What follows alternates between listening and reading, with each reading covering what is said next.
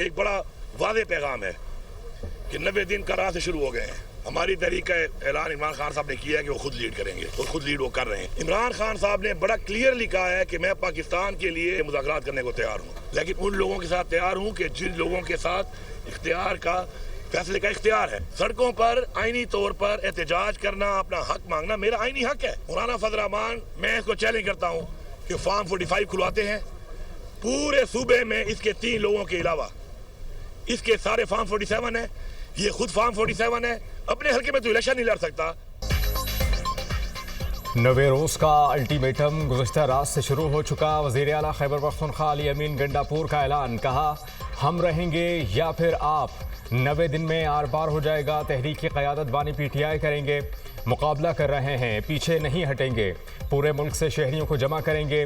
बानी PTI पाकिस्तान की खातिर मुज़ाकरात के लिए तैयार हैं। मुज़ाकरात फैसला साजों से ही होंगे। आए मिलकर बैठें, अपनी गलती को मानें और सब ठीक करें। हमारी बात तस्लीम ना की गई तो फिर सियासत का कोई फ़ायदा नहीं। हमारी गुजारिश को हमारी कमज़ोरी ना समझा जाए। एहतजाज करना हमारा आईनी हक़ है। PTI को आईनी हक़ से रोका जा रहा है। लिख कर देते हैं कि एहतजाज में कोई तोड़ फोड़ नहीं होगी। पॉलिसी तब्दील करके नया लाहे अमल देंगे। मौलाना फजल रहमान फॉर्म 47 पर आए हैं। अपने हल्के में इलेक्शन नहीं लड़ सकते।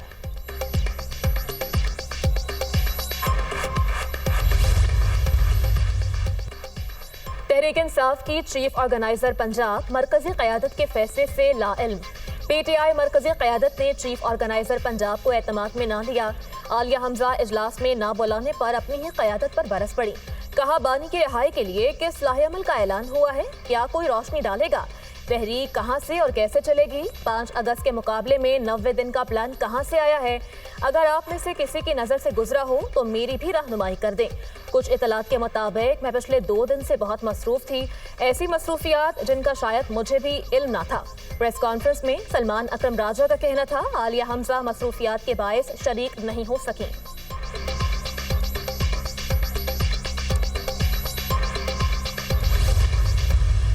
पाकिस्तान की इस्टेब्लिशमेंट किसी सियासी अमल में आना ही नहीं चाहती। PTI ने मुज़ाकरात करने हैं तो स्पीकर साहब की उसी मेज पे लौटना पड़ेगा जहां से वो उठ के आए हैं, और ये लौटेंगे। कासम सुलेमान, उसके नानके, वो लॉबिंग कर लें, डॉलर और पाउंड लगा लें, वो वहाँ जाके पाकिस्तान के खिलाफ करारदादें ले आए। किसी NRO नहीं होगा, और वो ना हुआ है और ना होगा। एस्टेब्लिशमेंट का सियासत से दूर दूर तक कोई ताल्लुक नहीं। मुज़ाकरात करने हैं तो स्पीकर की मेज़ पर वापस आना होगा। बानी PTI बार बार मुज़ाकरात का कहते हैं। ये लोग दिन में भड़के मारते हैं, शाम को तरले करते हैं। कासिम सुलेमान के नान के लाख लॉबिंग कर लें, ऐलान नहीं मिलेगा। वज़ीर ममलिकत बराए दाखिला तलाल चौधरी की प्रेस कॉन्फ्रेंस। वज़ीर इत्तलात पंजाब अज़मा बुखारी ने कहा कि मुज़ाकरात जमहूरी क़ुव्वतों से करना पड़ेंगे। 5 अगस्त के एहतजाज की कॉल के बाद गंडापुर ने अपनी नौकरी के लिए 90 दिन मांगे हैं। एहतजाज का ऐलान करके हमेशा बहाना बनाकर भाग जाते हैं। बानी PTI ख़त लिखकर NRO लेना चाहते हैं। अली अमीन गंडापुर ने मौला जट बनने की कोशिश की। अली अमीन गंडापुर वज़ीर आला के तौर पर आएंगे तो खैर मकदम करेंगे, कलाशन कौफ लहरा कर आएंगे तो इजाज़त नहीं होगी।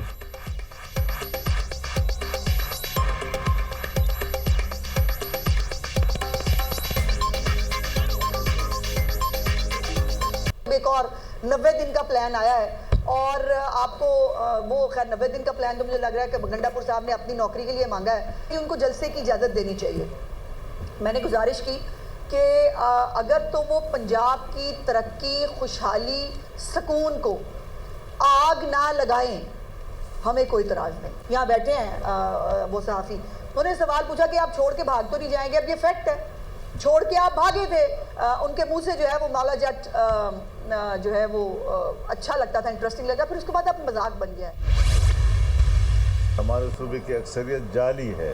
मेरी तरजीह ये हो कि तब्दीली आए, सूबे में तब्दीली आए, लेकिन अगर PTI अक्सरियत में है तो PTI के अक्सरियत के अंदर ही आए। सियासी कशमकश का मुतहम्मिल सूबा शायद ना हो, तो अगर उनके अपनी पार्टी के अंदर तब्दीली आती है तो वो ज़्यादा मुनासिब होगा।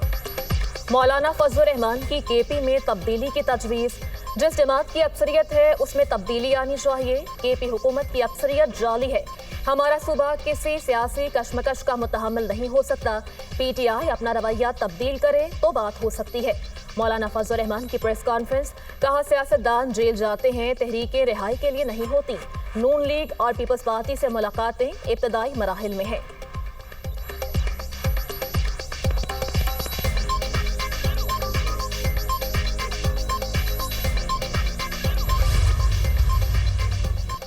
गवर्नर खैबर पख्तूनख्वा फैसल करीम कुंडी से वफाकी वज़ीर अमीर मकाम की मुलाकात। सूबे की सियासी सूरत हाल, सेनेट इंतखाबात में अपोजिशन जमातों की हिकमत अमली और मुख्तलिफ तजावीज़ पर तबादला ख्याल। अपोजिशन जमातों और अरकान असम्बली से होने वाले राबतों पर भी गुफ्तगू। अमीर मकाम ने गंडापुर के बयान पर रद्द-ए-अमल देते हुए कहा कि मुज़ाकरात की मेज़ से हमेशा भागने वाले फिर मुज़ाकरात की बात कर रहे हैं। अली अमीन गंडापुर खुद बेख्तियार है। 90 रोज़ की तहरीक का शोशा बानी की रिहाई के लिए नहीं, अपना इख्तिदार बचाने के लिए है, जिसे खुद पीटीआई के अंदर से खतरा है। मुज़ाकरात की बात करके 90 रोज़ की तहरीक शुरू होने से पहले ही फ्लॉप हो चुकी 90 रोज़ का ऐलान एतराफ़ शिकस्त और फाइनल कॉल से भी बुरे अंजाम का आगाज़ है।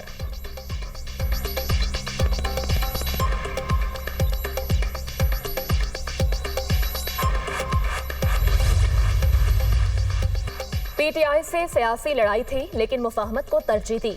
जेयूआई रहनुमा अब्दुल गफूर हैदरी का बयान, कहा सबका सियासत में आईनी दायरे में रहते हुए किरदार होना चाहिए। पीटीआई में केपी हुकूमत के खिलाफ आवाज़ें उठ रही हैं। माजी में भी पीडीएम बनी थी, पीपल्स पार्टी रास्ते में छोड़कर चली गई। हाफिज हमदुल्ला ने कहा, फजल रहमान को फॉर्म 47 का बेनिफिशरी कहने वाले गंडापुर बताएं किसने वज़ीर आला बनाया। आपको इलेक्शन वोट नहीं, नोट के जरिए जितवाया गया। आज भी आपकी हुकूमत दौलत और ताकत के बल पर खड़ी है। अवाम प्यारों की लाशें उठा रहे हैं और आपको 11 करोड़ के बिस्किट खाने से फुर्सत नहीं। सूबा जल रहा है, अवाम अमन के लिए तरस रहे हैं और आप पंजाब फतह करने निकले हैं। आपकी अपनी पार्टी में आपकी हुकूमत के खिलाफ आवाजें उठ रही हैं।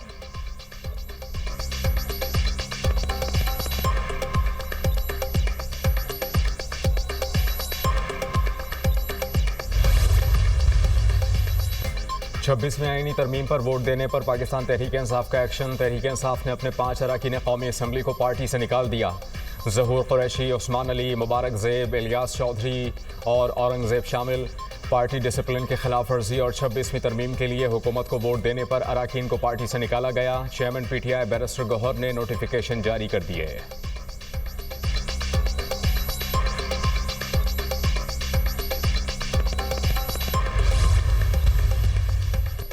पंजाब असेंबली में मुअत्तल अरकान के खिलाफ रेफरेंस का मामला। स्पीकर मलिक अहमद खान की ज़ेर सदारत पंजाब असेंबली में मुज़ाकराती कमेटी का इजलास। हुकूमती और अपोजिशन के अरकान की शिरकत। Opposition leader Malik Ahmad Khan butcher ने मीडिया से गुफ्तगू में कहा, मुलाकात नतीजा खेज नहीं रही, 2-3 रोज़ में दोबारा मुलाकात होगी। डेडलॉक नहीं है, बातचीत जारी है। मुआफ़ी का किसी ने नहीं कहा, उम्मीद है बेहतर नतीजा निकल आएगा। हंगामा राई दोनों अतराफ से हुई। हमारे 26 मेंबरान मुअत्तल और उनको जुर्माना अदा हुआ।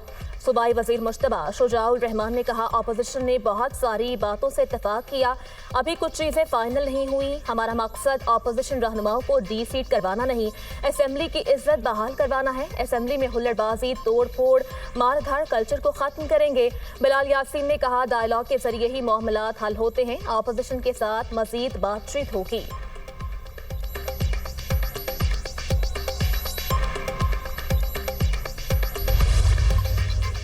मॉनसून का दूसरा स्पेल। मुल्क के कई शहरों में बारिश। रावलपिंडी में मूसलाधार बारिश, कई मकामात पर बारिश का पानी घरों में दाखिल। कचहरी के मुकाम पर अब तक 7, बोगरा में 4 मिलीमीटर बारिश रिकॉर्ड। मलका कौसार, मरी और गिरदनवाह में मूसलाधार बारिश। नदी नालों में तुग़यानी, पानी सड़कों पर बहने लगा, गाड़ियों की लंबी कतारें। राजनपुर में कोहे सुलेमान पर मुसलसल बारिश से नदी नालों में तुग़यानी। नाला छाछड़ में 50,000 क्यूसेक के सैलाबी रैले की आमद। नहर में शगाफ से कपास और चावल की फसलों में पानी दाखिल।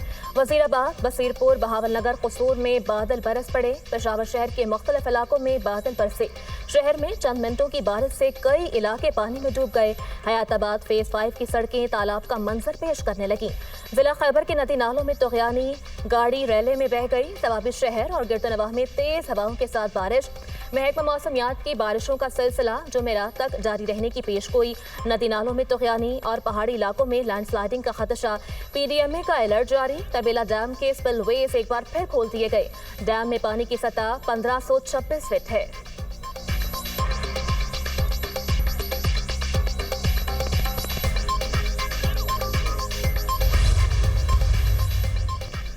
सिंध में तवानाई बहरान ख़त्म करने के लिए वसी वसाइल मौजूद हैं। वफाकी पॉलिसियों ने सिंध के तवानाई शोबे की तरक्की को मुतासर किया है। अगर वसाइल और सहूलतें दी जाएँ तो सिंध में तवानाई इनकलाब मुमकिन है। थर के कोयले में पाकिस्तान की बिजली की ज़रूरियात पूरी करने की ज़बरदस्त सलाहियत है। सीनियर वज़ीर सिंध शर्जील इनाम मेमन का बयान, कहा कि सूबाई हुकूमत ने सोलर एनर्जी मनसूबों के लिए 2.5 अरब रुपए का बजट मुख्तस किया है और थर के मुस्तहिक रिहायशियों के लिए 200 यूनिट तक बिजली के बिल सूबाई हुकूमत अदा कर रही है।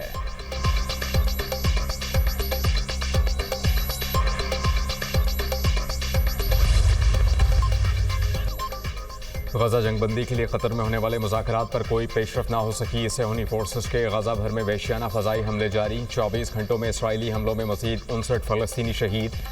पानी की तकसीम के मकाम पर 10 फ़लस्तीनी भी इसराइली बर्बरियत का निशाना बने। रफ़ा में अमरीकी हिमायत याफ्ता इमदादी मरकज़ पर खाने के मुंतज़िर 34 फ़लस्तीनी लुक़मा अजल बन गए। गाज़ा में शहदा की मजमूई तादाद 57,882 हो गई। 1,38,095 फ़लस्तीनी ज़ख्मी हो चुके। उधर फ्रीडम फ्लोटिला कोलिशन ने इमदाद से लदा तीसरा बहरी जहाज़ गाज़ा की जानिब रवाना कर दिया।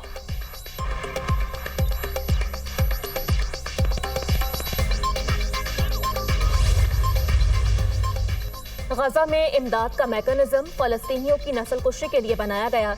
ईरानी सुप्रीम लीडर का दावा, कहा मगरबी क़ुव्वतों ने सोच समझकर फ़लस्तीनियों की नस्ल कुशी का मंसूबा तैयार किया है। गजा में इमदाद की तकसीम पर सेहूनी अजारतदारी फ़लस्तीनियों की नस्ल कुशी का आसान मैकेनिज्म है। इसराइल ने फ़लस्तीनियों को मौत के ऑप्शंस दे रखे हैं। फ़लस्तीनियों के लिए सिर्फ मौत है, चाहे वो भूख से हो या फिर बंदूक की गोली से।